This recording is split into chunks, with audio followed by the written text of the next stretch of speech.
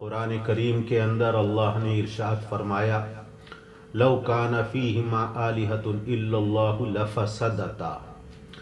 اگر زمین اور آسمان میں، اس کائنات میں چند خدا ہوتے اور چند معبود ہوتے تو یہ زمین و آسمان کا نظام ٹوٹ پھوٹ جاتا، درہم برہم ہو جاتا۔ یہ کائنات کا نظام چند خداؤں کے ہوتے ہوئے چل ہی نہیں سکتا۔ اس لیے یہ ماننا پڑے گا کہ ایک ہی اللہ ہے، ایک ہی خالق ہے، ایک ہی مالک ہے، وہی معبود ہے، اسی ایک کی پرستش اور پوجا کرنی چاہیے اور اسی ایک کو خدا ماننا چاہیے۔ ایک سے زیادہ ماننے سے ہر اعتبار سے فساد لازم آتا ہے، کائنات کے اندر فساد لازم آتا ہے، دلوں کی دنیا اور دلوں کی کائنات کے اندر فساد لازم آتا ہے،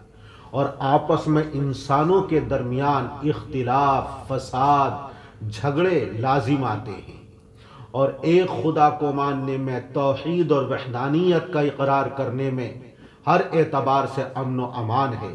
گویا کہ اس دنیا کے اندر، اس عالم کے اندر امن و امان کی اساس اور بنیاد اور امن و امان کی بنیادی چیز وحدانیت اور توحید ہے۔ جس طرح اس دنیا کے اندر امن کے لیے وحدانیت اور توحید یہ بنیادی حیثیت رکھتی ہے، اسی طرح اس دنیا کے اندر فساد کی جڑ اور فساد کی بنیاد، اختلاف کی بنیاد یہ شرک ہے۔ دونوں ایک دوسرے کی ضد ہیں، اور قرآن کریم کے اندر اللہ نے خود فرما دیا لو کان فیہما آلہۃ الا اللہ لفسدتا۔ اس قرآن کریم کی آیت میں فساد کی بنیاد شرک بتایا گیا ہے، اور توحید کی بڑی بہترین اور عجیب دلیل اور ایسی مضبوط دلیل بیان فرما دی ہے۔ کس طرح یہ شرک فساد کی بنیاد ہے اور توحید امن و امان کی بنیاد ہے۔ توحید اور وحدانیت کی وجہ سے پورے عالم کے اندر امن و امان قائم ہوتا ہے اور امن و امان قائم ہوگا۔ ہم روزمرہ مشاہدہ کرتے ہیں کہ چھوٹے کاروبار سے لے کر بڑے کاروبار تک، کارخانے ہوں، فیکٹریاں ہوں، حکومتیں اور سلطنتیں ہوں،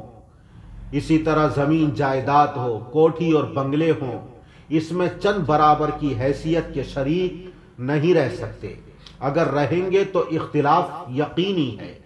چھوٹے کاروبار میں بھی چند برابر کے شریک ہوں تو ایک نہ ایک وقت اختلاف ہو جاتا ہے۔ بڑے سے بڑے کاروبار میں اگر چند شریک ہوں تو ان میں بھی اختلاف پیدا ہو جاتا ہے۔ سلطنتوں اور حکومتوں کے اندر اگر چند فرما روا اور چند حکمراں اور بادشاہ ہوں تو اختلاف نہ ہو یہ ممکن ہی نہیں ہے، ان میں بھی اختلاف یقینی ہے۔ اور عام طور سے ہم زمین جائیداد، کوٹھی بنگلے میں جب برابر کے وارثین ہوتے ہیں، برابر کے شریک ہوتے ہیں تو آئے دن ان میں اختلافات روزمرہ کا مشاہدہ ہے، روزانہ اختلافات سامنے آتے ہیں۔ جب برابر کی حیثیت سے دنیا کے اندر برابر کی حیثیت رکھنے والوں کے درمیان کسی بھی چیز کے اندر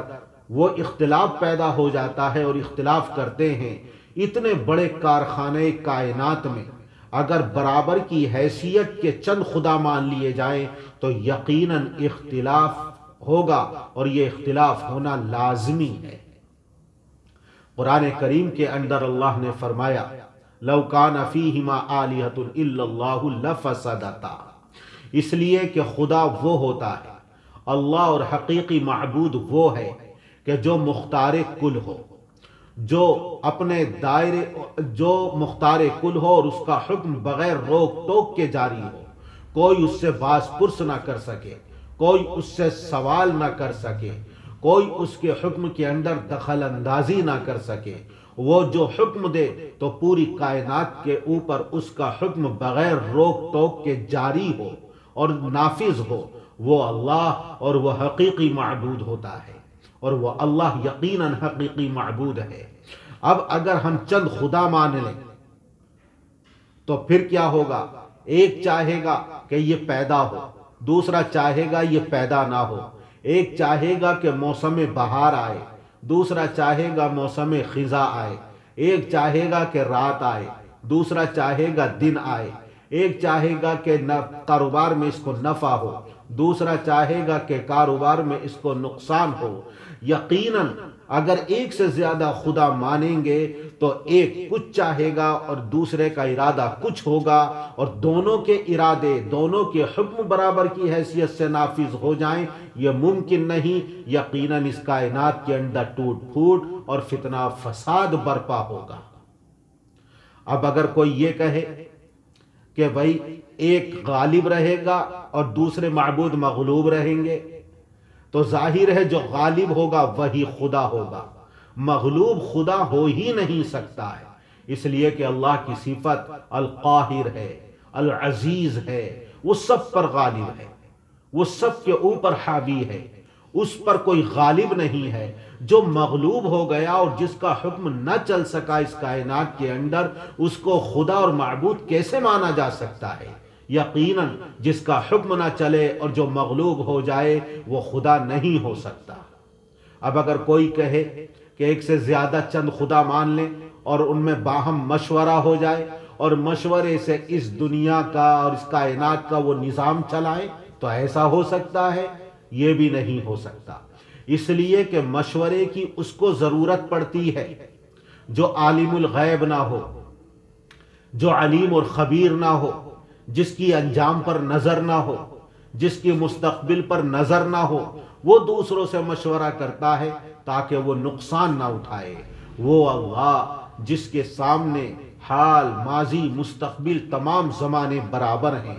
وہ تو ابد الاباد تک ہونے والے تمام واقعات اور حالات کو جانتا ہے، اس کی انجام پر ہر اعتبار سے نظر ہے، وہ علیم اور خبیر ہے، اس اللہ کو مشورے کی ضرورت نہیں۔ اب خدا ایک سے زیادہ ہو جائیں اور آپس میں مشورہ کریں تو وہ خدا ہو ہی نہیں سکتے جو کائنات کا نظام مشورے سے چلائیں۔ اس کا مطلب انہیں خود خبر نہیں ہے کہ اس کائنات میں کیا ہونے والا ہے، اور جس کو خبر نہ ہو وہ خدا اور حقیقی معبود ہرگز نہیں ہو سکتا۔